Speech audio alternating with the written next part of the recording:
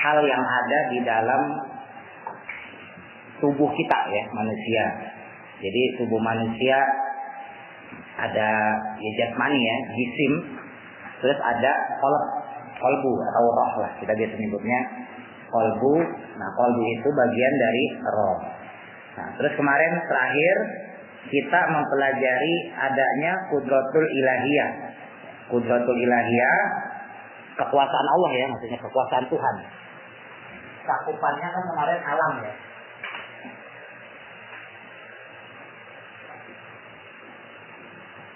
Kudrah itu apa namanya? Kekuasaan. Kalau qadar ketentuan, kalau qadarullah ketentuan, kalau kudrah itu kekuasaan Allah. Kudratul ilahiyati, kekuasaan ketuhanan maksudnya. Nah, di antara kudratul ilahiyah itu ada yang namanya alam. Ya, teman-teman bisa artiin alam boleh, bisa teman-teman artiin kondisi boleh dan sebagainya. Terserah. Kalau secara bahasa di sini ya artinya alam. Nah, ini yang kemarin kita pelajarin. Jadi alam itu terbagi menjadi dua ya. Yang pertama apa? Baru minggu lalu udah lupa. Alam yang pertama,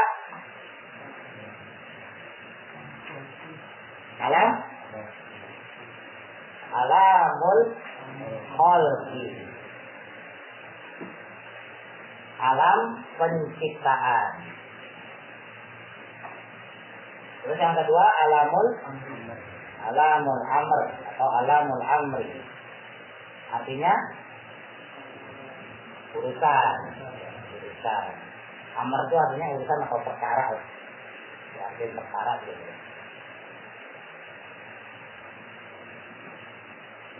Nah, untuk alamul khalqi contohnya apa? Masih ingat ya? Contoh alamul khalqi apa? Alam penciptaan apa contohnya? Gunung alamul khalqi apa alamul amri? Gunung alamul khalqi. Terus misalnya bebatuan alamul khalqi apa alamul ruh? Amal khalqi. Jadi setiap penciptaan, kalau kemarin di sini disebutin setiap penciptaan, lihat baris keempat di situ ya. Yang lil masahati wal miqdari. Halaman 10 baris keempatnya. Ya juzu alaihi lil masahati wal miqdari wal kaifiyati. Yang dia punya potensi tempat, memiliki ukuran atau tata cara, maka dia disebut alamul khalqi, alam penciptaan. Gunung ada tempatnya, ada ukurannya, ya kan? Ada tempatnya, ada ukurannya, ada tata caranya dan sebagainya, mekanismenya. Maka gunung termasuk alamul khalqi. Bebatuan ada tempatnya, di mana misalnya ya di gunung, di hutan. Ukurannya ada ukurannya sekian senti dan seterusnya.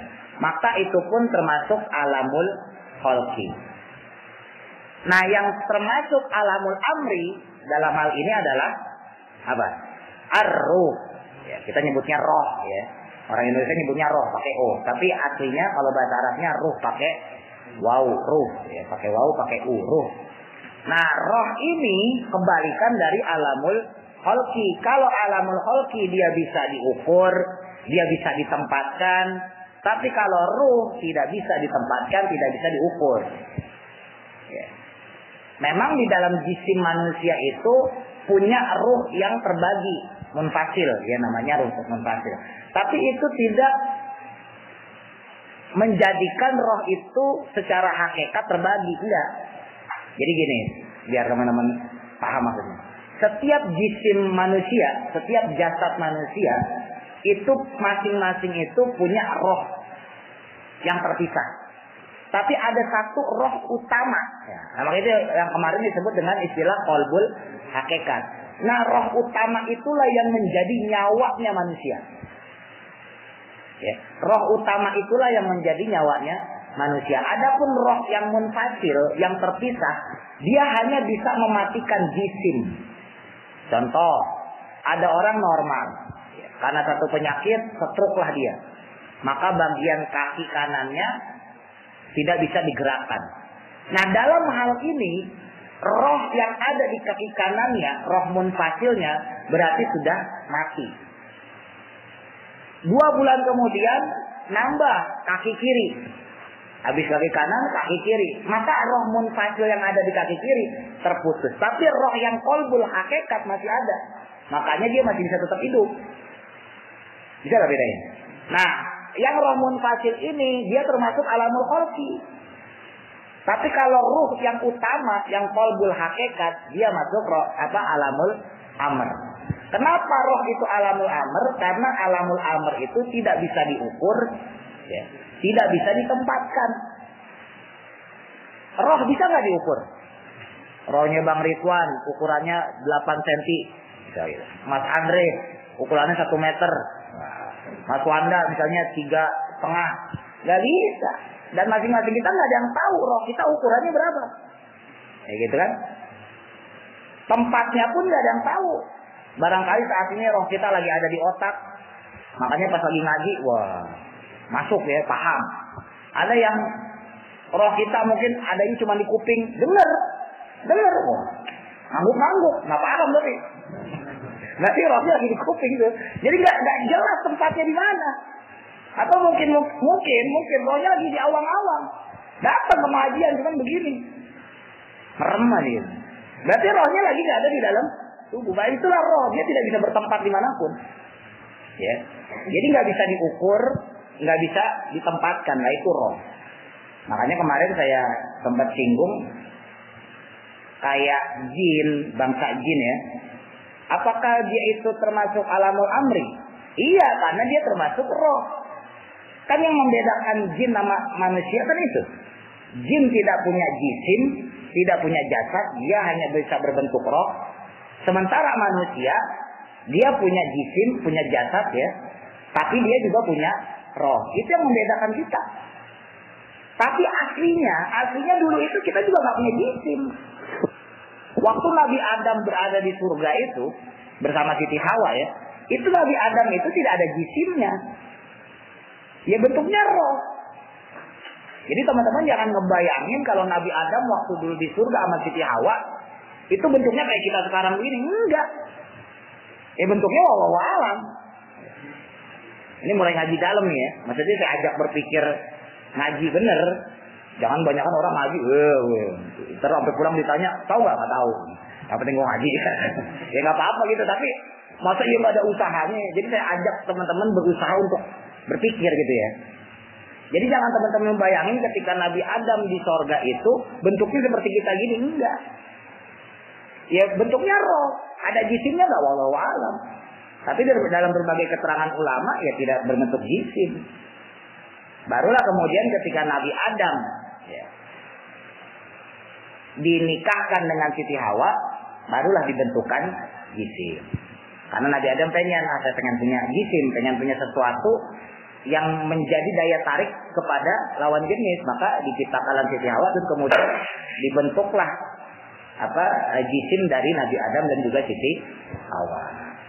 Makanya istilah tulang sulbi ya, kan banyak tuh istilah kita ya, bahwa Siti Hawa diambil dari tulang sulbinya Nabi Adam. Itu juga khilafiyah menurut mufassirin, ulama-ulama ahli tafsir di situ. Sulbi di situ bukan tulang rusuk. Memang sulbi kalau secara bahasa Arab sulbun itu ruas artinya, tapi bukan tulang rusuk, bukan. Maksudnya adalah di antara cahaya ruhnya Nabi Adam itu diambil, diciptakanlah Siti Hawa. Jadi Siti Hawa itu diciptakan dari hasil cahaya ruhnya Nabi Adam. Nah, kalimat sulbun atau sulbi di situ, sulbi itu bahasa Arab udah ya. Kalimat sulbun atau sulbi itu berarti ruas. Namanya cahaya itu pasti dia beruas. Ya mungkin kalau teman-teman ngelihat nggak ada ruasnya, tapi kalau teman-teman deteksi lebih dekat misalnya gitu ya, maka ada ruas antara sinar cahaya itu. Jadi misalnya teman-teman lihat lampu nih, tuh, lampu ini ya, tuh. Ini kan ada beberapa ruas tuh. Jadi ini nggak bulat begitu, enggak. Pasti ada beberapa ruas yang cahayanya lebih redup, ya kan? Ada yang bagian sana cahayanya lebih terang, paham nggak maksudnya? Nah, Siti Hawa itu diambil dari situ, dari cahayanya Nabi Adam, dari sulbinya Nabi Adam, kemudian diciptakan Siti Hawa. Adapun kemudian orang mentafsirkan sulbi itu adalah tulang rusuk, ya sah-sah aja. Itu kan berarti dia udah nafsirin gitu ya. Jadi aslinya Allah nggak bilang itu dari tulang rusuk Nabi Adam. Jadi ingat ya, dulu waktu pas belajar awal kalau teman-teman masih ingat. Namanya Quran itu, namanya ayat maupun hadis Nabi Muhammad SAW itu multi tafsir, ya. Di Quran itu ayat begini ditafsirkan begini, dan itu sah-sah aja dari ilmu tafsir, ya. Begitu pula dengan hadis Nabi, ya kan, begini diterangkan sama ulama maksudnya hadis Nabi ini, ulama lain bilang enggak maksudnya begini dan sebagainya, dan itu sah-sah saja ya, selama kaitannya tidak dengan akidah dan sebagainya. Tapi itu nggak bisa jadi satu ketetapan kita untuk mengambil satu hukum terus memaksakan hukum tersebut kepada orang lain. Misal gitu ya, ada mufasir tadi saya sebutin yang mengatakan bahwa Nabi Adam itu diambil sulbinya dalam artian tulang rusuk, terus diciptakanlah Siti Hawa. Terus teman-teman punya pegangan itu. Saya berpendapat bahwa Siti Hawa diciptakan dari tulang rusuknya Nabi Adam. Silakan teman-teman saya punya pendapat itu. Tapi teman-teman jangan maksain saya. Saya nggak megang ulama yang mentafsirkan seperti itu. Saya memegang pendapat ulama yang mentafsirkan bahwa sulbi di situ, sulbun di situ maksudnya adalah bagian sinar atau ruas-ruas sinar yang berada pada ruhnya Nabi Adam diambil sedikit diciptakan Siti Hawa. Paham nggak maksudnya? Jadi ya terserah teman-teman masih mau ngartiin tulang rusuk pun tidak masalah. Tapi sebetulnya dari berbagai kitab tafsir ulama yang saya baca, saya pelajari, sebetulnya sedikit sekali yang mengartikan itu tulang rusuk. Ulama-ulama yang mengartikan tulang rusuk itu sangat sedikit sekali. Penafsirannya banyak ya. Tadi ada cahayanya dan sebagainya. Ada yang berpendapat bahwa itu adalah cahayanya Nabi Muhammad SAW dan sebagainya. Banyaklah riwayat lainnya. Tapi yang jelas yang mengatakan itu tulang rusuknya Nabi Adam sangat sedikit sekali. Kenapa sangat sedikit sekali? Karena ketika Nabi Adam diciptakan itu belum ada jisim. Paham nggak maksudnya? Sementara jisim itu adalah bagian alamul khalqi. Nabi Adam itu dan iblis ya ketika disuruh sujud maka tidak mau itu kan sering bolak-balik dari santai itu ceritanya tuh. Wa id qala rabbuka lil malaikati, malaikat disuruh sujud ya sama Allah dan sebagainya, semuanya sujud, fasajadu illa iblis, sujud semuanya kecuali iblis. Kenapa iblis? Nah itu. Kenapa iblis menganggap Nabi Adam ya terlepas dari penafsiran ulama di situ mengatakan ya jelas lah kalau iblis masa sombong gitu ya. Iblis merasa lebih hebat karena iblis diciptakan dari api, sedangkan Nabi Adam diciptakan dari tanah dan sebagainya. Jelas kalau itu mah. Tapi yang dibalik itu ya, dibalik itu apa yang membuat iblis tidak mau sujud itu adalah karena Nabi Adam ya salah satunya adalah sulalatum min tin. Kalau Nabi Adam iblis diciptakan dari api, ya, Nabi Adam diciptakan dari tanah. Ketika Nabi Adam diambil dari tanah itulah, barulah kemudian Nabi Adam berbentuk jisim. Tapi yang awal kali pertamanya itu bentuknya masih roh. Paham maksudnya ini? Ya. Ini ngaji mikir ya, jangan ngaji datang ya nulis, habis itu pulang ngopi, enak banget ya. Mikir nih maksudnya mikir, belajar bener gitu. Nah, oleh karena itulah kondisi Nabi Adam yang kemudian dijisimkan, gitu ya. Tadi roh, kemudian dijisimkan. Karena memang Nabi Adam itu sama Siti Hawa udah dikasih proyeksi skenario dari Allah. 4.000 tahun sebelum diciptakannya Nabi Adam, dan hadisnya sahih, 4.000 tahun sebelum diciptakannya Nabi Adam, Allah sudah bikin skenario di Lauhim Mahfuz bahwa nanti satu saat kelak Adam akan diturunkan ke bumi. Gitu ya. Nah, permasalahan Nabi Adam diturunkan ke bumi ini kaifiyahnya bagaimana? Ya nggak tahu. Ujuk-ujuknya nih, kalau dari kisah di Quran, Nabi Adam kemudian diturunkan bersama Siti Hawa ke bumi itu karena apa? Karena makan buah khuldi. Nah, itu kaifiyahnya. Tapi ketika pertama kali Allah bikin di Lauhul Mahfuz bahwa akan diciptakan seorang manusia, ini ja'ilun, kalau kata Allah di Al-Baqarah itu, aku akan jadikan khalifatul fil ard, seorang yang menjadi pemimpin di muka bumi. Ya kan, kemudian malaikat protes ya dan sebagainya. Itu 4.000 tahun sebelum diciptakannya Nabi Adam. Nah, kan ini wujudnya belum ada nih. Tahu nggak? Jisimnya belum ada, rohnya juga belum ada. Nah, maka kemudian Nabi Adam setelah diciptakan lalu kemudian makan buah khuldi bersama Siti Hawa, itu kaifiyahnya. Kenapa kok Nabi Adam terkena kaifiyah? Karena Nabi Adam dari alamul amri masuk ke alamul kholqi. Tahu nih? Berat ini ngaji. Oh, emang enteng ya kan? Tahu maksudnya nih? Oh, aku tahu maksudnya? Pusing ya? Ya apa-apa pusing ya. Saya juga dulu gitu, apa sih? Tapi ketika diulang-ulang paham. Saya ulang lagi nih biar paham. Karena Allah punya alamul khalqi, punya alamul amar. Alam ruh itu termasuk alamul amar. Ya, roh itu tidak bisa diukur, ya kan? Tidak bisa bertempat dan sebagainya. Sedangkan alamul khalqi kebalikannya, bisa ditempatin, bisa diukur ya dan sebagainya. Namanya juga diciptaan, gitu ya. Gak jelas titik sampai di situ. Nah, Nabi Adam aslinya adalah alamul amri karena bentuknya hanya roh. 4.000 tahun sebelum itu, ya Allah bikin skenario bahwa Nabi Adam nanti akan diturunkan ke muka bumi bersama Siti Hawa. Kaifiyahnya, ayo. Ketika Nabi Adam terkena kaifiyah, mekanisme, skenario dari Allah, kenapa bisa seperti itu? Karena Nabi Adam dari alamul amri, dari roh tadi, sudah mulai masuk dijisimkan oleh Allah. Ketika Nabi Adamnya sendiri belum. Ketika udah ada Siti Hawa makan buah khuldi, berarti kan ada kaifiyah di situ. Ada sesuatu yang apa istilahnya? Yang tidak bisa dilakukan oleh roh. Paham maksudnya? Buah khuldi itu kan ya sejenis buah. Ya. Kalau orang-orang Yunani bilangnya buah apel, ya terserah mau dia buah apel kayak anggur terserah dia lah. Tapi yang jelas ketika dimakan maka butuh fisik. Nggak bisa seseorang melakukan itu dengan roh. Paham maksudnya? Paham nih? Makan itu kan sesuatu yang fisik. Maka sesuatu yang fisik itu butuh jisim. Sedangkan jisim itu bagian alamul khalqi apa alamul amr? Alamul khalqi. Makanya ketika Nabi Adam alaihissalam dan Siti Hawa memakan buah khuldi, kondisi saat itu Nabi Adam dan Siti Hawa sudah bukan lagi hanya di alamul amr, tapi dia juga punya kondisi alamul khalqi. Paham nggak maksudnya? Nah, gitu ya. Nah, itu biar teman-teman. Nah, kalau jin itu kira-kira maksudnya kemana? Alamul khalqi apa alamul amr? Alamul amr. Karena dia tidak punya jisim. Gitu ya. Ya walaupun menurut beberapa ulama lagi ada mengatakan ya termasuk khalqi, termasuk amr juga karena kayak manusia. Ini kalau saya ambil tergantung sudut pandang kita. Ya. Jadi biar nggak salah paham. Kalau kita pakai sudut pandang secara penciptaan, maka jin masuk dalam kategori alamul amr.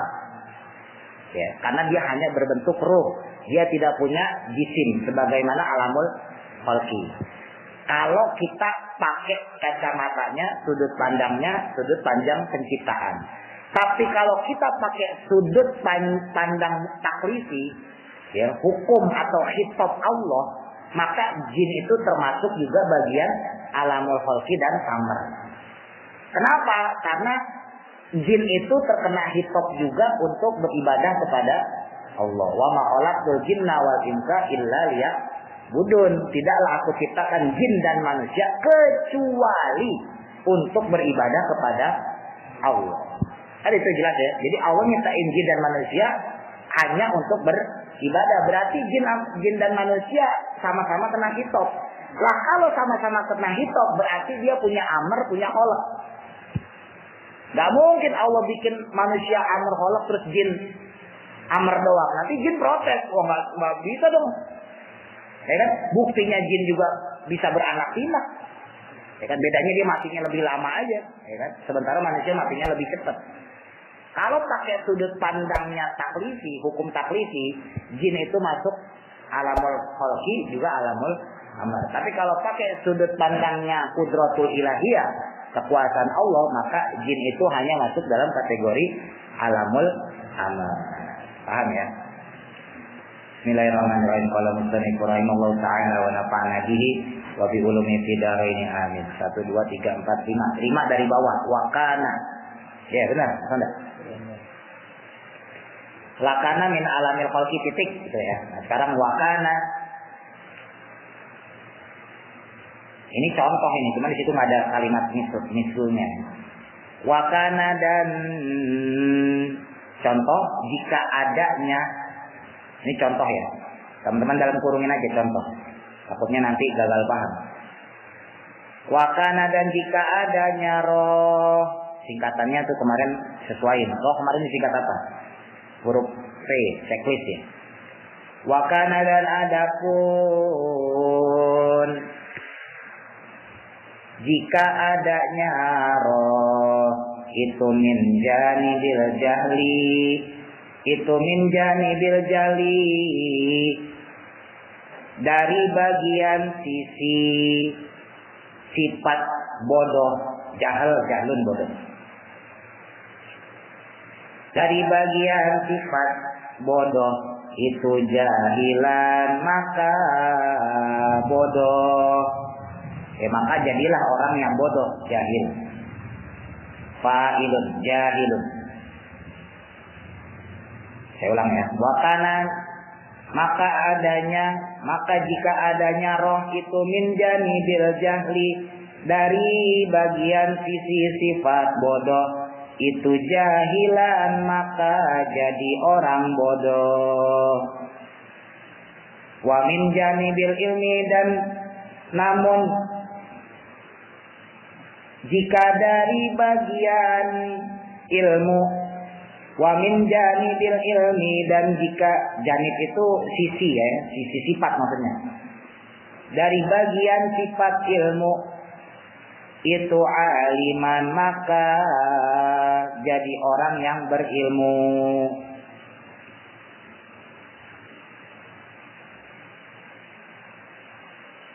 Wa min janibil ilmi dan namun jika dari bagian sifat ilmu itu aliman jadilah orang yang berilmu.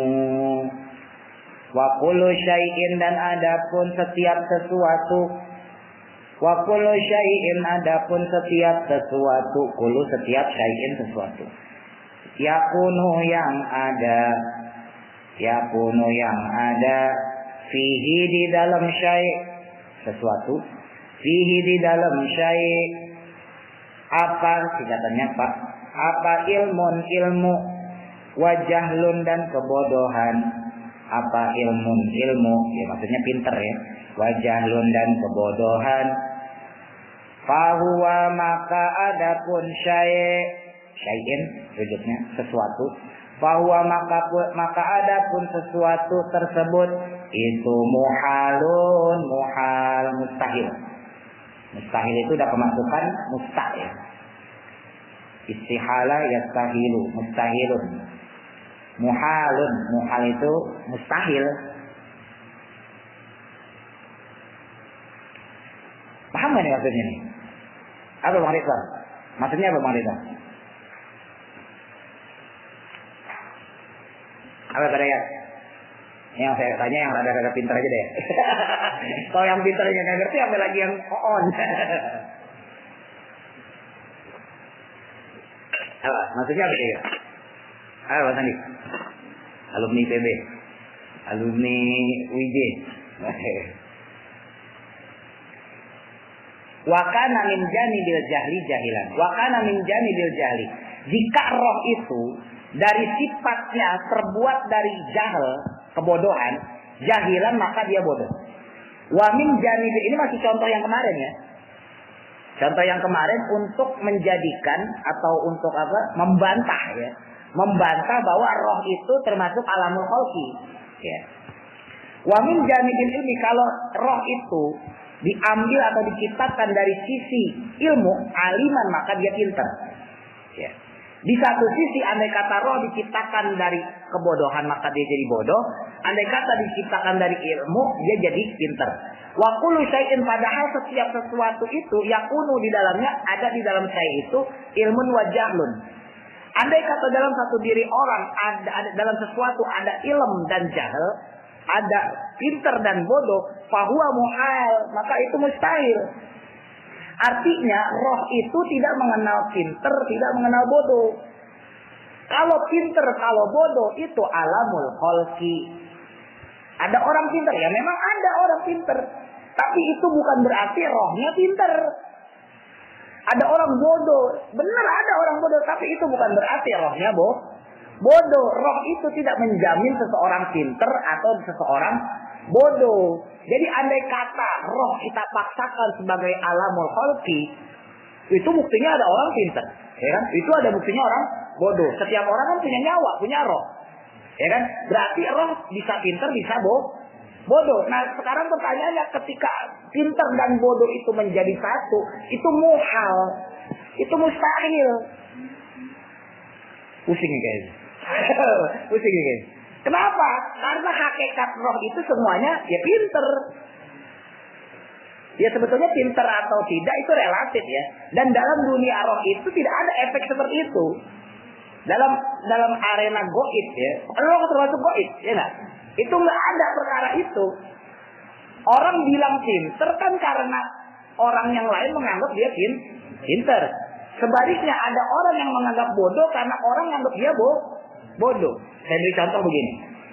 Ada kisah di zaman Harun ar-Rasyid, ya, Khalifah Harun ar-Rasyid, ada orang namanya Bahlul. Ini terkenal ya. Sampai-sampai kalau orang bodoh disebutnya Bahlul. Oh, ente Bahlul. Ini saya kasih tahu biar teman-teman nggak terjerumus. Bahlul itu nama orang, bukan artinya goblok, bukan. Atau gila, bukan. Kalau gila jelas majnun. Ya, kalau goblok berarti jahil, jelas. Bahlul itu aslinya nama orang.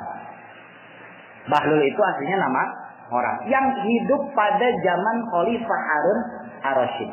Khalifah Harun ar-Rasyid itu hidup sejaman dengan Imam Malik bin Anas, pendiri mazhab Maliki. Ya, berarti termasuk kalangan salaf. Si Bahlul ini termasuk kalangan salaf. Ya. Kalau salaf berarti 4 mazhab itu. Di bawah 4 mazhab, yang pertama Imam Maliki, Hanafi, Syafi'i, Hambali. Nah, ke bawahnya itu berarti disebut ulama kholaf, ulama modern, ulama kontemporer.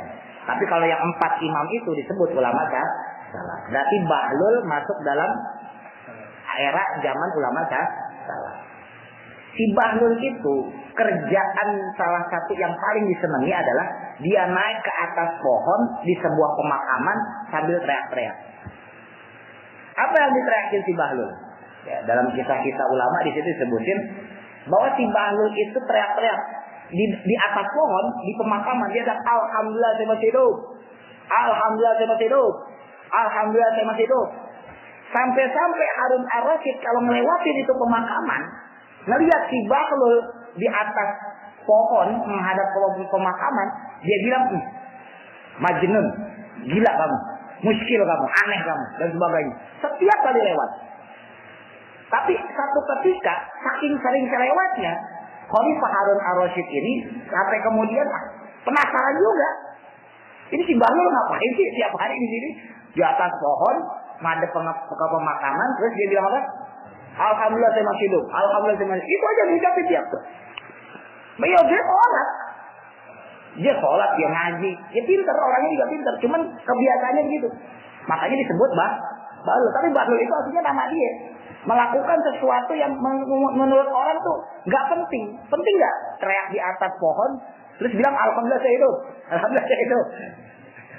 Apa penting nggak tuh ngomong gitu? Nggak ya. Sampai kemudian Harun Ar-Rasyid itu bingung. Ini si Bahlul ngapain sih? Akhirnya suatu ketika dia paksain berhenti. Khalifah Harun Ar-Rasyid ya, sebelum beliau banyak dapat tekanan dan dapat banyak masukan dari ulama-ulama saat itu, termasuk Imam Malik bin Anas, termasuk Abu Nawas ya. Abu Nawas itu sejaman sama Khalifah Harun Ar-Rasyid. Nah jadi waktu itu namanya Khalifah baru orang ngejabat jadi presiden kan ya semuanya keturutan. Ibaratnya teman-teman nih, pertamanya jadi pegawai biasa terus diangkat jadi bos. Kan semua punya, mobil punya bahasanya, duit ada ya kan, perempuan mau yang cakep yang jelek bisa dan sebagainya, ya kan? Ya kurang lebih seperti itulah Harun Ar-Rasyid. Kuda dicari yang paling bagus, masa raja nggak pakai kuda yang bagus, cari kuda yang bagus. Perempuan yang cakep, istrinya cakep, dayang-dayangnya cakep-cakep semua, ya raja ya kan?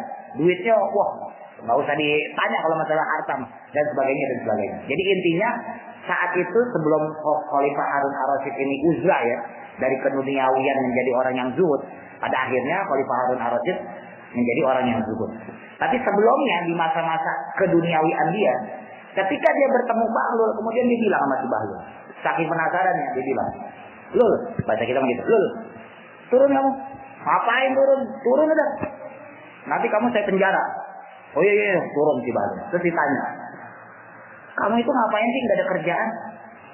Mendingan kamu ke pasar tuh ngangkat-ngangkat apa kek, dapat upah daripada kamu tiap hari teriak-teriakan di atas pohon menghadap ke kuburan, ya, pemakaman umum ya, menghadap ke kuburan, terus ngomong, saya alhamdulillah masih hidup, saya alhamdulillah masih hidup, alhamdulillah saya masih hidup.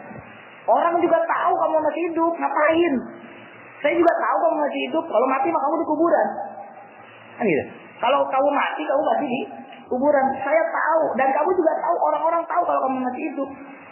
Dijawab sama Bahlul, "Wahai Khalifah, walaupun beliau keduniawian tapi agamanya pintar ya. Orang-orang zaman dulu agamanya pintar-pintar, orang Arab juga pintar ya." Dibilangin, "Khalifah, kamu tahu nggak kalau orang masuk di dalam kuburan, apa sih yang dia inginkan?" "Oh, sepakat ya, ini mah udah ngaji ya, sepakat. Orang kalau udah di dalam kuburan, dia pengen ya, dia punya keinginan yang paling besar, keinginan yang paling besar itu adalah dia dihidupkan kembali walau saatan, walaupun cuma sejam." Itu disepakati ulama. Orang kalau udah meninggal dikubur, dipendam di tanah, keinginan dia itu cuma satu, pengen balik lagi ke dunia. Kenapa pengen balik ke dunia? Supaya dia beribadah, menciptakan amal-amal yang dia persiapkan masuk ke dalam kubur. Itu ulama sepakat. Dan Harun Ar-Rasyid tahu. Kamu jadi paham itu, paham. Lah sekarang saya masih hidup, kata si Bahlul. Karena saya masih hidup tidak seperti mereka yang mati, maka saya ucapkan setiap di depan mereka ini, saya naik ke atas pohon, saya teriak, "Alhamdulillah ya Allah saya masih hidup. Alhamdulillah saya masih hidup. Alhamdulillah saya masih hidup." Kalau itu berarti benar apa enggak? Harun Ar-Rasyid benar ya, kalau itu berarti benar. Lah kalau begitu yang goblok saya atau kamu? Nah, coba nih teman-teman, kalau dalam hal itu kemudian ditanya, kira-kira yang goblok ya Harun Ar-Rasyid atau si Bahlul? Ayo, menurut Harun Ar-Rasyid pekerjaan seperti itu pekerjaan bodoh, ya kan? Tapi menurut si Bahlul itu pekerjaan benar. Berarti kan dia mendeklarasikan dirinya sebagai orang hidup nih. Alhamdulillah gue masih hidup, gue bisa ibadah. Maksudnya kamu gitu. Paham gak? Berarti dalam hal ini Bahlul pintar, tapi dalam kacamata Harun Ar-Rasyid si Bahlul bodoh. Paham gak maksudnya? Nah, roh itu nggak mengenal itu. Pusing dia. Paham gak saja gini? Menurut Harun Ar-Rasyid si Bahlul bodoh, tapi menurut si Bahlul, menurut si Bahlul itu yang bodoh siapa? Harun Ar-Rasyid. Dan Harun Ar-Rasyid ketika dikasih tahu sama si Bahlul, maksudnya kenapa saya ngucapin alhamdulillah saya masih hidup, alhamdulillah saya masih hidup, itu karena saya tenang.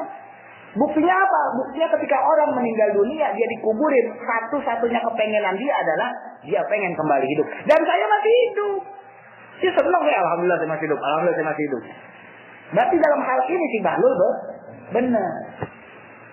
Makanya nggak boleh kita ngomong tuh ente Bahlul salah. Karena saat itu justru Bahlul kondisinya udah jadi ulama, udah jadi ulama sufi udah. Ya. Sampai-sampai kemudian Harun ar-Rasyid minta dicariin guru oleh si Bahlul. Oleh karena itu Harun ar-Rasyid udah belajar sama Imam Maliki ya.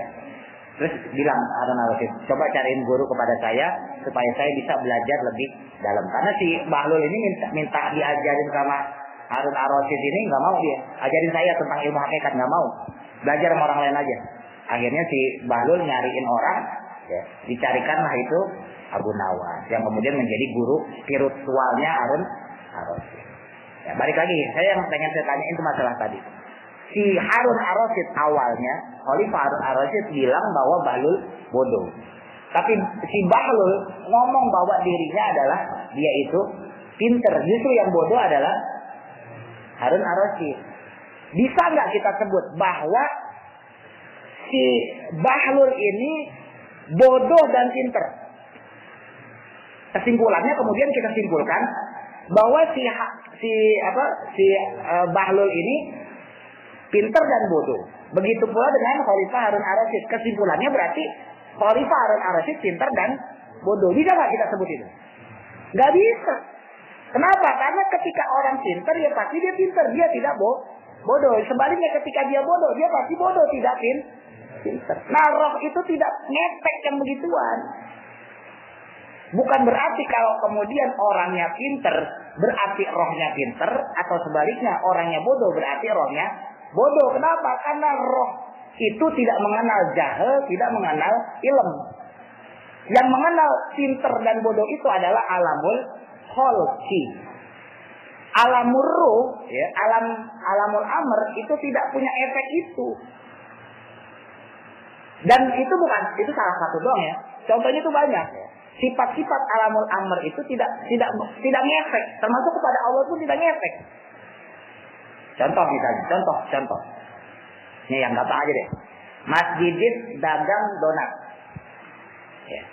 Terus Mas Andre dagang donat. Kebetulan tokonya samping-sampingan. Mas Andre donatnya laku, Mas Didit nggak laku. Ya dong, jelas dong.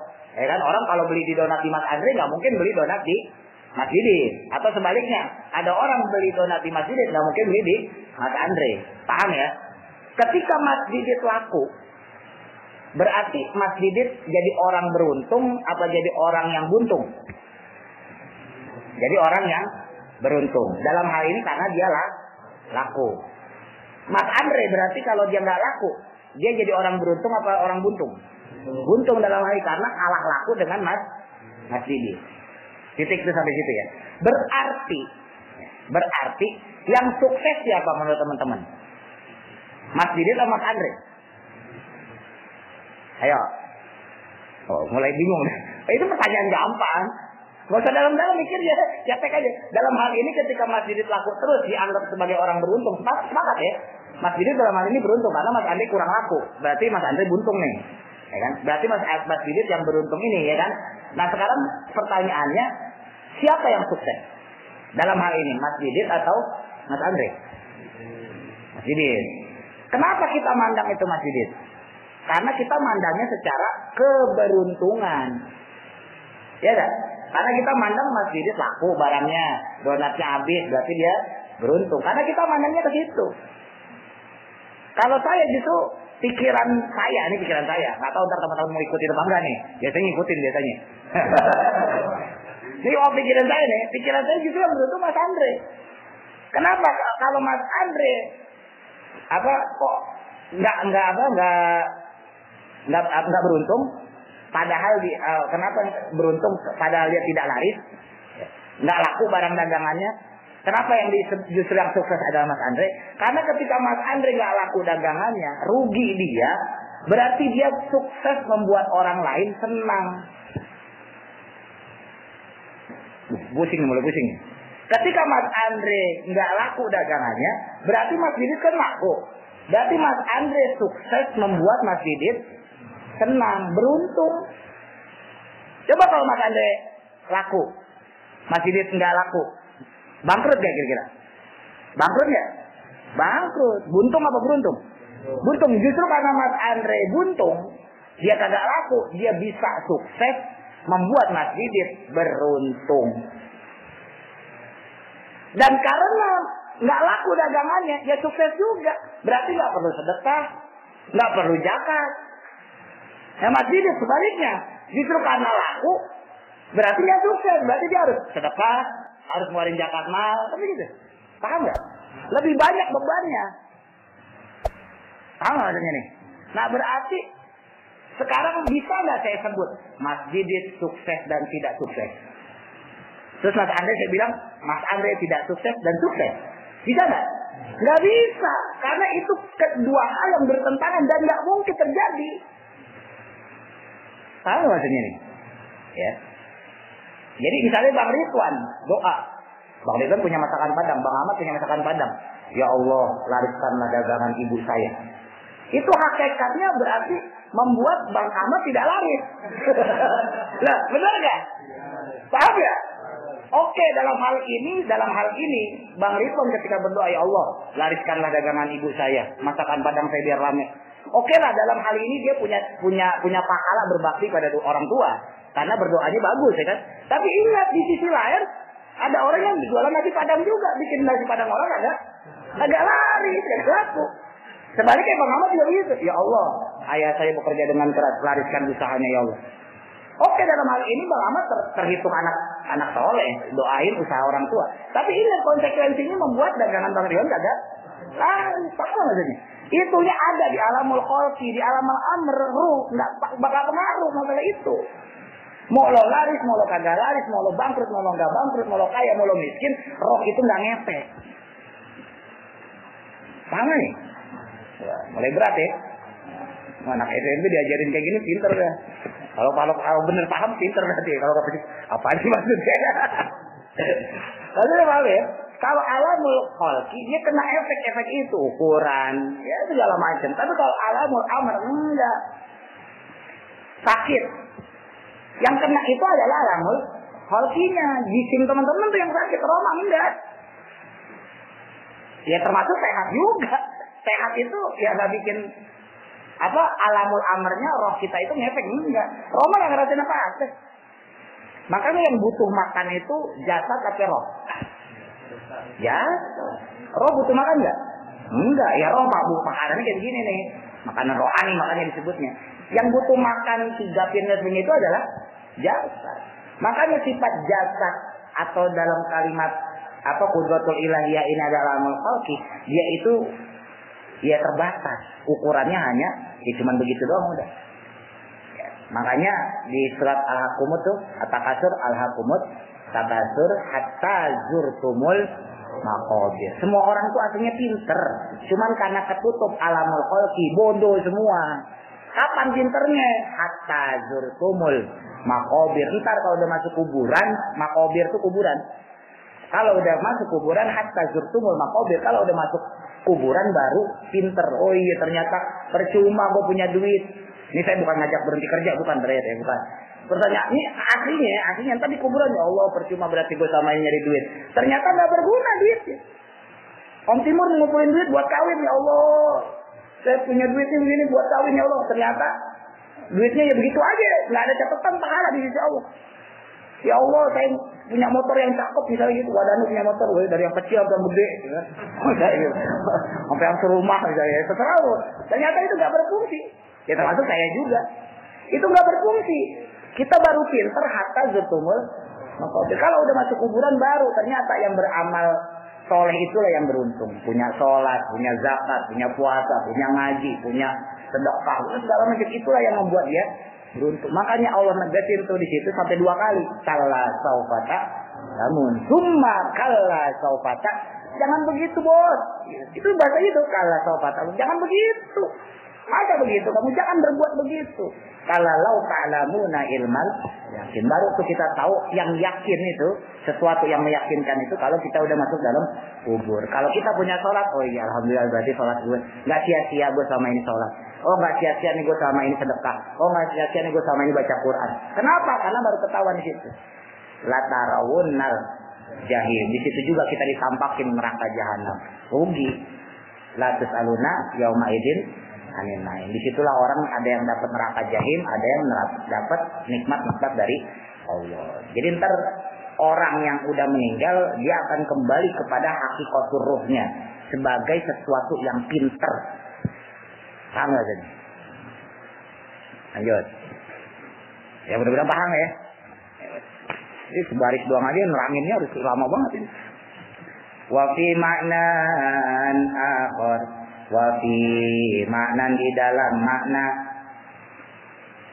akhar yang lain, wa fi ma'nan dan adapun di dalam makna akhar yang lain, wa adapun roh atau qalbu hakikat boleh sama aja.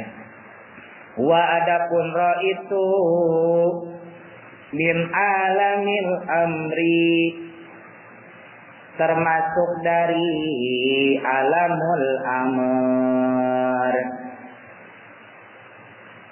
Jelas ya. Sebab itulah nggak bisa diomongin dalam kata lain bahwa roh adalah termasuk alamul amr. Jadi nggak maksudnya. Jadi dulu itu Imam Ghazali ini bikin kalimat kayak gini karena saat itu ada perdebatan, ya. Perdebatan di antara ulama, wabil khusus ulama-ulama Khawarij, ya, yang mana mereka itu menjisimkan Allah, menjisimkan roh. Jadi dianggapnya roh itu ya alamul khalqi. Makanya Imam Ghazali harus memberikan pengertian seperti itu. Ya, jadi biar teman-teman tahu kenapa kok Imam Ghazali sampai nerangin begitu, bahwa kebodohan dan kepintaran itu nggak mungkin jadi satu. Karena saat itu, ya, saat Imam Ghazali itu Islam saat itu lagi masa cemerlang ya, ingat ya. Di masa Imam Ghazali 505 Hijriah, ya, atau kalau di Masehinya berarti kurang lebih tahun berapa tuh? 1000-an ya. Kan selisih sama Nabi kan cuma 500 kan? 1000 Masehian. Itu Islam saat itu ingat ya, lagi jaya-jayanya. Ilmu apa yang nggak ada dalam Islam saat itu? Ilmu tasawuf ada, ilmu filsafat ada, ilmu sains ada ilmu kedokteran dengan Ibnu Sina-nya ya, ilmu filsafatnya dengan Imam Ghazali. Walaupun lagi-lagi saya menolak kalau Imam Ghazali dianggap ahli filsafat karena beliau ahli tasawuf. Tapi nggak apa-apa lah, silakan lah orang luar mengatakan Imam Ghazali ahli, terserah sama dia. Ada ilmu ahli geologi ya, ada Ibnu Rus yang ahli angkasawan lah kalau bahasa kita, ilmu perbintangan, banyak sekali. Jadi Islam saat itu luar biasa.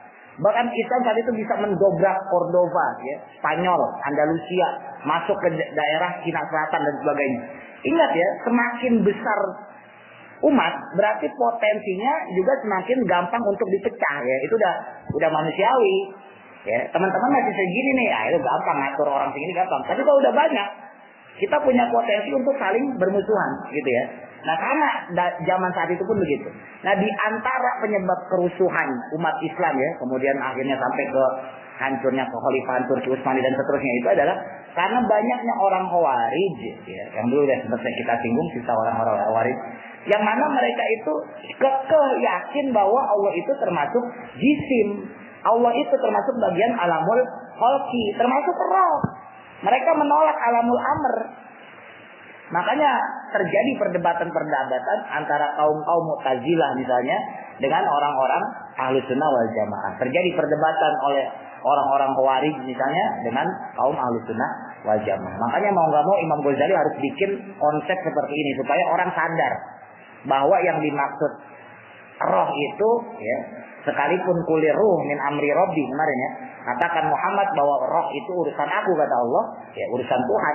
Tapi tetap manusia tetap diberikan ya rambu-rambu ya, konsep-konsep untuk membedakan mana alamul khalqi, mana alamul amr.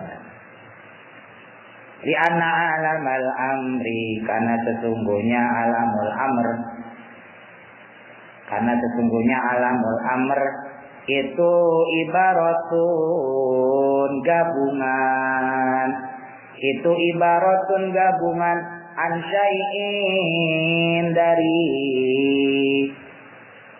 satu perkara, min an syai'in dari satu perkara, minal asya'i dari beberapa perkara. Saya ulang. Lianna alamal amri, karena sesungguhnya alamul amr itu ibaratun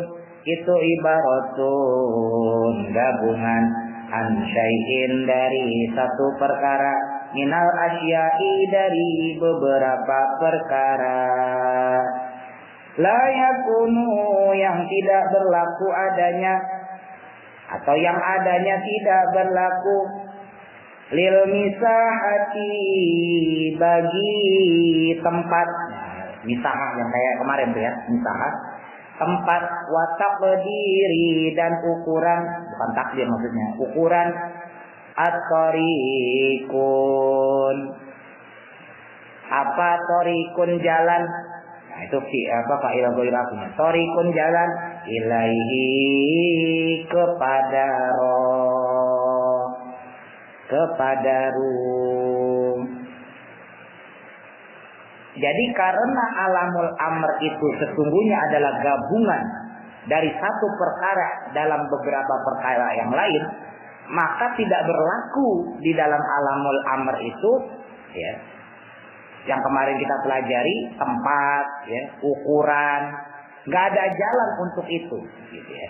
Wa qad zanna, dan terkadang menduga. Ingat ya, qad kalau masuk ke fi'il madhi artinya terkadang. Kalau qad masuk ke fi'il mudhari maka artinya apa kemarin? Sesungguhnya ya. Kalau qad zanna kan fi'il madhi nih. Ya enggak? Zanna asluhu zonana. Ya, ala wazni madda.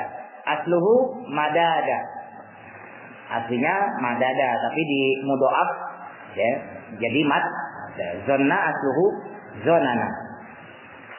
Nah, jadi kalau qad masuk ke zonna berarti dia fi'il madhi, zonna yazunnu, madda yamuddu, maddan, zonna yazunnu, zonnan.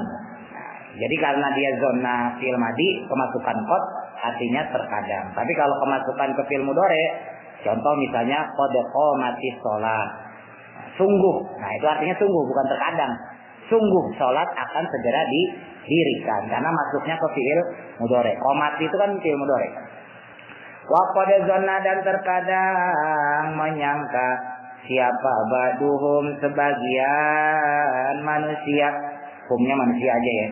Sebagian mereka maksudnya, cuman maksudnya manusia. Baduhum sebagian manusia, sebagian mereka ya maksudnya manusia. Anna ruha sesungguhnya roh. Kenapa ruha? Karena ada anna, tansibul isma wa tarfaul khabar. Isimnya dinasobkan, tanda nasabnya apa? Fathah, ruha. Khabarnya di doma, di rofa. Itu qadimun dahulu. Anna ruha sesungguhnya roh itu qadimun terdahulu. Faghalatu maka mereka salah. Atau maka salahlah mereka semua. Sebagian orang mengatakan bahwa roh itu adalah qadim, terdahulu.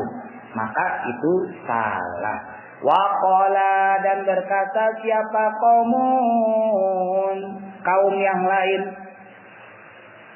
Sebagian mengatakan tadi roh qadim, terdahulu, padahal itu salah. Sebagian lain ngomong apa? Innahu sesungguhnya roh itu aradun, sesuatu yang baru datang. Ya maksudnya apa? Ada yang bersifat ya. Kalau sesuatu yang baru datang itu kan maksudnya bersifat. Ya. Dalam kurung bersifat gitu aja kan.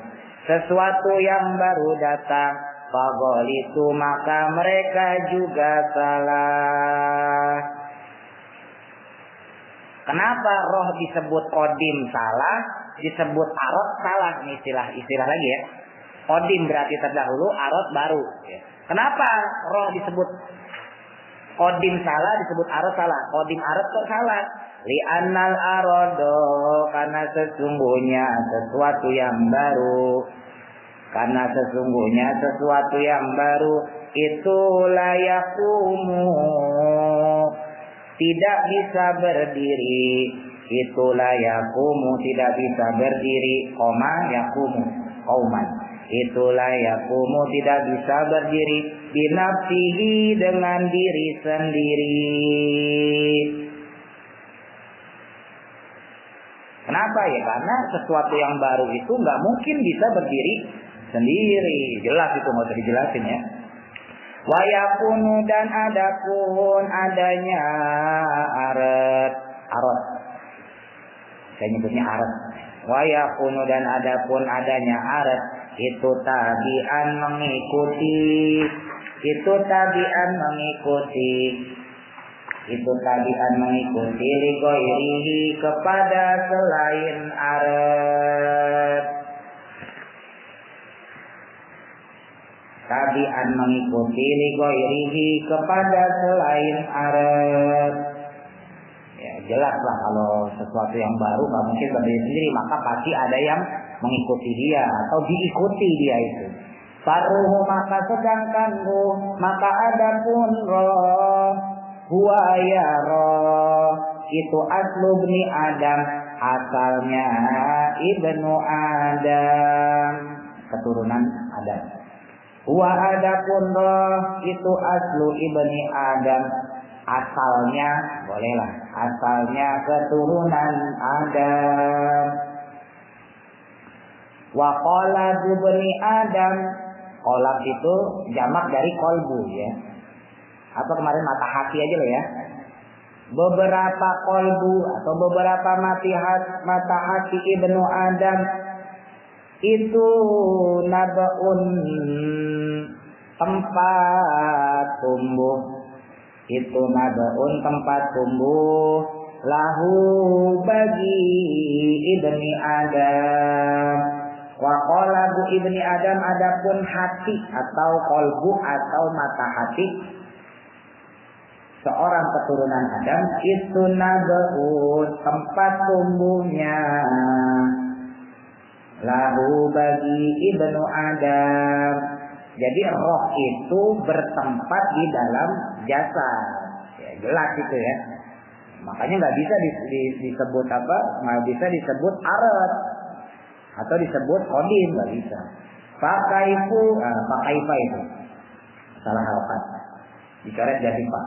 Pakaifa yakunu maka bagaimana adanya roh itu aradon sesuatu yang baru. Itu aradon sesuatu yang baru. Maka bagaimana mungkin gitu. Pakaifa yakunu aradon, maka bagaimana mungkin roh itu disebut sesuatu yang baru. Lawong roh itu saja menempati, ya kan, menempati jasad, ya kan, mana mungkin kemudian roh kemudian disebut sesuatu yang baru gitu. Wa qala qaumun, dan berkata siapa qaumun, suatu kaum. Tadi udah jelas ya. Innahu sesungguhnya roh itu jismun, jisim atau jasmani boleh, jasad boleh. Fadol itu sama kayak tadi, maka mereka salah. Ada yang bilang roh itu adalah jisim. Ya, mereka salah. Fadol itu li'anna jisma, karena sesungguhnya jisim itu yaqbalul kismata, menerima pembagian. Itu yaqbalul kismata, menerima pembagian.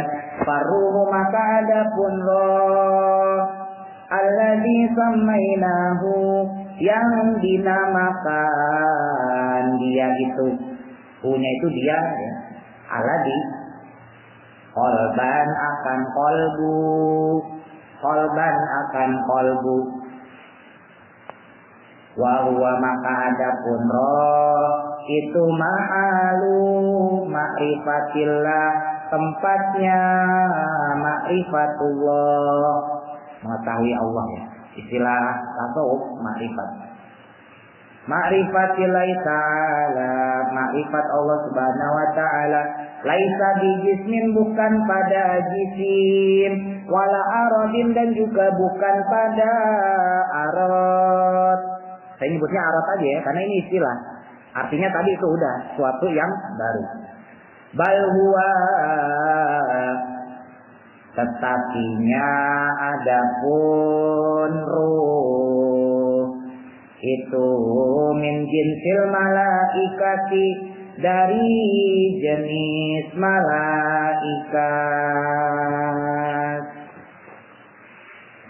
Bal huwa, tetapinya adapun roh itu min jinsil malaikati, dari jenis malaikat. Makanya tadi saya singgung sedikit tentang proses Nabi Adam ya. Ketika proses Nabi Adam, kenapa Allah Subhanahu wa taala nyebutnya malaikat? Kenapa? Karena malaikat itu bahasa gampangnya satu jurusan dengan Nabi Adam. Makanya ketika Allah Subhanahu wa taala menciptakan Nabi Adam, ya, Nabi Adam mau diciptain sama Allah, Allah bilangnya sama malaikat. Allah bilang kepada malaikat, "Inni ja'ilun khalifatuka." Saya akan jadikan khalifah, pemimpin di muka bumi yang bernama manusia. Jadi Allah bilangnya kepada malaikat. Allah nggak bilang kepada iblis. Ya. Sekalipun iblis itu juga karena minal jin. Ya. Tapi jin itu jangan teman-teman artiin itu ya, masih ingat ya. Istilah jin di dalam Al-Quran artinya bukan jin seperti otak kita mikir. Jin itu gondruwo gitu ya. Apa lagi? Apa namanya, sundel bolong gitu ya, bukan ya. Jin itu dalam bahasa Arab kan, ini kan mudhoaf juga. Jannah, kalau kita asluhu madanya berarti madada kan? Berarti dia menjadi janana. Kata jin dalam Al-Quran itu berarti sesuatu yang tidak tampak. Masih ingat ya? Sesuatu yang tidak tampak. Ini saya hapus. Saya hapus biar teman-teman ngerti. Sesuatu yang tidak tampak dalam isi Al-Quran disebut jannah. Makanya surga itu disebutnya jannah. Tinggal ditambahin tak marbutoh. Jannah. Ya enggak?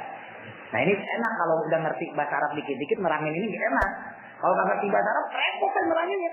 Kadang mama ada yang nanya tuh, Ustaz jannah itu apa? Ribet nerangin, kita harus nerangin ini. Mada yang mudu mada, alah itu nggak habis, udah masuk surga aja pokoknya. Gitu. Habis neranginnya repot. Nah, kalau teman-teman udah bahasa Arab enak nerangin ini. Jannah itu maknanya itu bukan surga sebetulnya. Kenapa? Karena terdiri dari kalimat nih jin sama nih. Sesuatu yang terdiri kalimat jin dan nun dalam Al-Quran itu maknanya tidak tampak, abstrak. Ya. Termasuk di dalamnya adalah jin.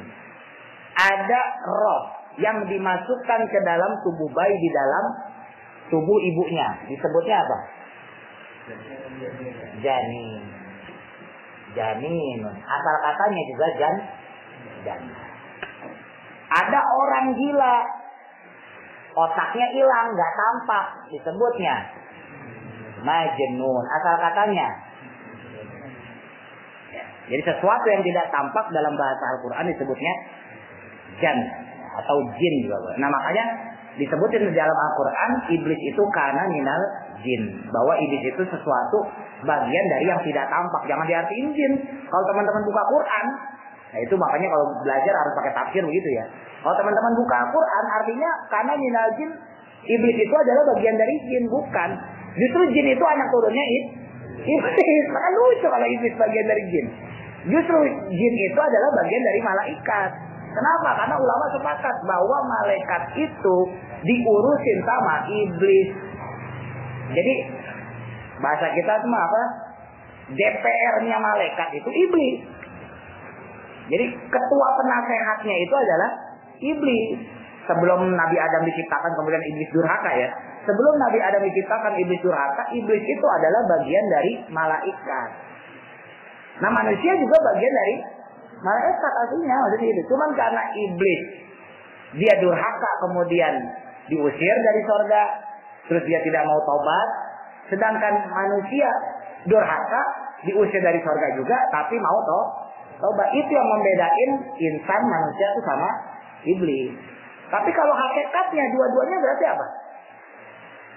Tadi yang disebutin termasuk bagian malaikat. Coba teman-teman baca terakhir.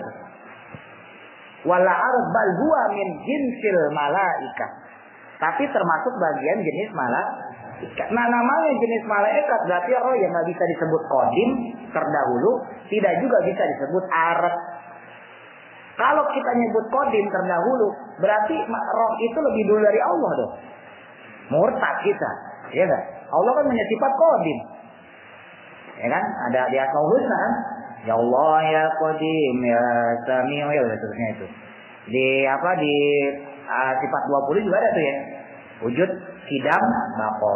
Sama kok Qidam itu ya Qadim berdiri sendiri. Kalau kita bilang roh itu Qadim, roh kita nih manusia itu Qadim ya enggak? Berarti Allah punya sekutu gitu. Punya musyarikah, punya apa? Punya tandem dong. Berarti kita sama Allah ya, berarti sesat kita. Kenapa Imam Ghazali harus nerangin itu? Karena zaman itu banyak orang yang begitu, maksudnya paham ya? Makanya dibilangin enggak, roh itu bukan Qadim. Terus apakah arep sesuatu yang baru? Ya enggak juga. Kalau sesuatu yang baru, buktinya apa? Jisim itu dimasukin roh. Ya kan? Ibu kita atau seorang perempuan yang dia itu hamil, kan yang tercipta apa? Rohnya dulu apa? Apa janinnya dulu? Janinnya dulu kan, bentuk dari sperma kan waktu itu saya terangin tuh. Dan sebagainya ya. Kemudian masuk usia 4 bulan baru dimasukin rohnya. Nah, roh ini yang dimasukin ke janin seorang ibu itu udah ada di Lauhul Mahfuz. Bahkan sebelum alam ini diciptakan, itu roh itu udah ada, cuman dulu-duluan aja. Jadi kita sama bapak kita sama ibu kita itu sebetulnya dulu-duluan doang. Paham maksudnya? Dulu-duluan lahir, tapi penciptaannya sendiri kita bareng-bareng diciptain. Dengan apa kita diciptakan? Nur Nabi besar Muhammad sallallahu alaihi wasallam. Itulah diciptakan nur malaikat. Cuman ibarat peras ada diperas-peras. Coba kata gitu. Paham maksudnya? Cuman orang tua kita lebih dulu lahir. Nah, di situ kemudian ditafsiri sama orang Syiah, sama orang Wahabi, enggak usah hormat sama orang tua. Jadi salah. Ya kan? Akhirnya mereka enggak usah orang kita di alam azali. Alam azali itu alam sebelum diciptakannya alam semesta ya. Berarti kita itu dulu sama. Berarti ya enggak usah hormat sama orang tua, enggak usah cium tangan. Itu. Kenapa mereka punya ajaran kayak gitu? Karena mereka punya anggapan kita dulu tuh sama-sama azali. Hakikatnya aja Mas Didit lebih muda dari saya, tapi waktu di azali kita itu sama. Tapi jangan dimanai kemudian nggak boleh hormat kepada orang tua, hormat pada guru kafir, salah. Tetap aja hakikatnya seorang manusia butuh jisim, ya kan? Jisim itu sebagai alam musyahadah. Ingat, suka atau tidak suka, mau atau tidak mau, oke, ruh kita boleh sama. Mas Didit punya roh lebih dulu, Mas Andri lebih dulu, Bang Ridwan, Om Tejo lebih dulu, oke, secara roh boleh sama. Tapi jasad nggak bisa dibohongin. Siapa yang pertama kali lebih dulu beribadah? Makanya dalam konsep pendidikan itu nggak ada orang bodoh, nggak ada orang pinter. Yang ada itu adalah orang yang duluan belajar. Saya di sini ngajarin teman-teman bukan karena saya pinter, bukan sombong banget saya bilang pinter, enggak. Kebetulan saya belajar duluan. Itu aja. Kalau Om Timur yang duluan belajar di pondok, ya saya ngajar sama Om Timur. Ya kan? Tapi kayak nggak mungkin kayak gitu. Bisa gitu ya. Maksudnya gitu. Jadi nggak ada istilah, ini bodoh banget, nggak ada. Nah, makanya teman-teman kalau ngajarin adik, apa kita udah ngajarin anak ya. Jangan sampai kita, goblok banget sih anak itu. Bego banget. Bapaknya siapa ya? Bapaknya lebih bego kan. Nggak boleh. Kenapa? Ya kan kita bisa karena kita udah duluan bisa. Wajar lah kita udah bisa abatasa. Bisa duluan daripada adik kita. Lebih dulu daripada anak kita baru lahir. Ya kan? Nggak boleh. Kebetulan ini kita udah belajar duluan. Jadinya makanya pinter. Makanya lagi-lagi tadi itu ngefek nggak di alam roh? Nggak ngefek. Ya, sesuatu yang menurut kita enak belum tentu menurut orang lain enak. Itu kenanya di fisik, di alamul khalqi. Tapi kalau alamul ruh nggak ngaruh. Makanya kalau teman-teman doa misalnya kayak tadi tuh doa yang bagus ya, oke lah secara teman-teman tuh bagus lah menurut orang lain. Ya Allah, jadikanlah pengajian saya rame semua. Berarti saya mendoain pengajian orang lain nggak rame. Makanya saya nggak pernah doa begitu. Ya Allah, ya udah ya bukakan yang mau ngaji udah gitu aja udah. Saya doanya gitu, ya Allah, iftah abwaaba rahmatik, bukakan pintu rahmatmu kepada orang-orang yang mau belajar ilmu agama. Saya doanya itu. Saya enggak, ya Allah, banyakin santri saya. Ya Allah, banyakin murid saya. Saya enggak doa begitu. Karena ketika saya doa begitu, berarti majelis TM yang lain tutup. Kan ada santrinya. Kan begitu. Tahu enggak? Nah, besok diubah kan ya. Nah sadar doa, ya Allah Ropi saya laris nggak boleh. Jadi orang lain jadi kagak lah. Nah, benar nggak? Nggak nyusahin orang. Padahal juga gitu, ya Allah mudah-mudahan banyak yang manggil saya. Lah berarti ribuan tukang AC yang lain kan nganggur. Ya nggak? Nggak boleh. Ya Allah mudah-mudahan rezeki saya berkah. Gitu aja. Mudah-mudahan manfaat.